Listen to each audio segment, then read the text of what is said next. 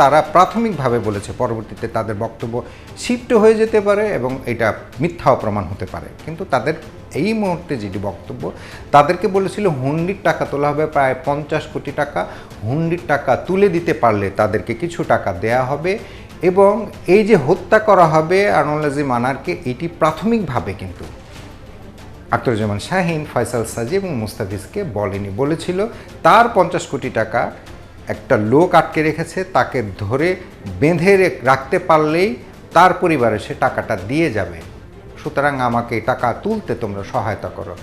তো সেই সহায়তা করতে তাদের প্রাথমিক বক্তব্য, ডিবি পুলিশের দেয়া তথ্য অনুযায়ী তাদের কিন্তু প্রাথমিক বক্তব্য সেই হুন্ডির টাকা তোলার জন্য, 50 কোটি টাকার হুন্ডির টাকা তোলার জন্যই কিন্তু তারা কলকাতায় যায় আখতারুজ্জামান শাহীনের কথা মতো এবং সঞ্জীবা গার্ডেনে যায় ওই 13ই মে। তারা দেশে এসেও শাহীনের বাসায় গেলে সেখানে কিন্তু শাহীন তাদেরকে 30,000 টাকাও দিয়েছেন তার অর্ডারলির মাধ্যমে, অর্থাৎ তার বডিগার্ড যে বাসার দারোয়ানের মাধ্যমে, এবং সেই 30,000 টাকা নিয়েই তারা কিন্তু পরবর্তী পর্যায়ে বাঁচার জন্যই তারা মূলত বিভিন্ন জায়গায় ঘুরে সর্বশেষ তারা পাতাল কালী মন্দিরে গিয়ে হিন্দু নাম ধারণ করে ধুতি পরে তারা বাঁচার চেষ্টা করে। আমরা সেখান থেকে তাকে আমরা গ্রেপ্তার করে এনেছি এবং প্রায় মোটামুটি হত্যাকাণ্ডে বিষয়ে তারা সবই স্বীকার করেছে। কিন্তু ওই যে বলেছি যেটা, যে কেউ কাউকে কোনো প্রশ্ন করবে না, যেহেতু একটা হত্যাকাণ্ড ঘটে গেছে, এখন সেখান থেকে তো আর ছুটে আসার কোনো সুযোগ নাই। কারণ আপনার সামনে যখন হত্যাকাণ্ড ঘটে তখন ওই হত্যার দায় আপনাকেও নিতে হবে, যদি না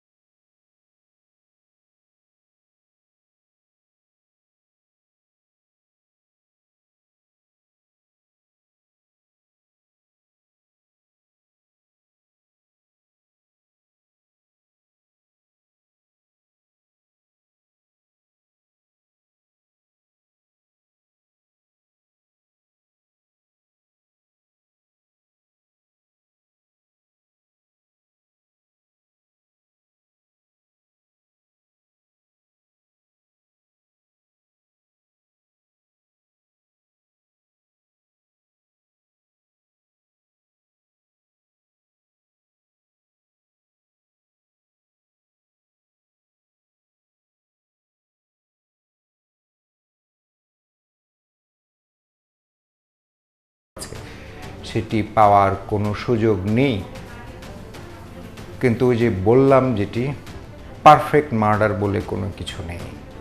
হত্যাকাণ্ড ঘটেছে, ঘটনার সঙ্গে যারা জড়িত ছিল, সত্য মিথ্যা তদন্তের পরে পাওয়া যাবে, কিন্তু ঘটনার সঙ্গে যারা জড়িত ছিল তাদেরকে গ্রেপ্তারের সম্মুখীন হতেই হয়েছে। মামলার তদন্ত চলছে।